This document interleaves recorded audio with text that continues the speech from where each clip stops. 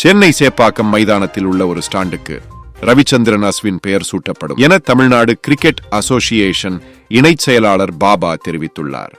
அதேபோல சிஎஸ்கே அகாடமியில் அஸ்வின் பயிற்சியாளராக வருவதற்கு வாய்ப்புள்ளதாக காசி விஸ்வநாதன் கூறியுள்ளார்.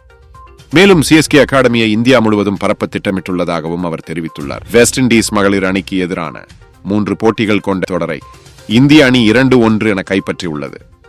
இதன் மூலம் இந்திய மகளிர் அணி 5 ஆண்டுகளுக்கு பிறகு இந்தியாவில் வென்றுள்ளது. கடைசியாக 2019 ஆண்டு தென் ஆப்பிரிக்க அணிக்கு எதிரான தொடரை 3-1 என கைப்பற்றியிருந்தது. அப்போது முதலாவது T20 போட்டியின் போது காயம் காரணமாக விலகிய ஹர்மன் பிரீத்தை அழைத்து தற்காலிக கேப்டன் மந்தனா கோப்பையை வழங்கினார். வார இறுதி விடுமுறை மற்றும் கிறிஸ்துமஸ் விடுமுறையை முன்னிட்டு சென்னையிலிருந்து பிற ஊர்களுக்கு இன்று சிறப்பு பேருந்துகள் இயக்கப்படுகின்றன. தமிழக அரசு போக்குவரத்து பேருந்துகளில் பயணி இணையதள முகவரியில் முன்பதிவு செய்யலாம். இதேபோல பிற மாவட்டங்களில் இருந்தும் மக்கள் தங்கள் சொந்த ஊர்களுக்கு செல்ல சிறப்பு பேருந்துகள் ஏற்பாடு செய்யப்பட்டுள்ளதாக அரசு போக்குவரத்து கழகம் தெரிவித்துள்ளது.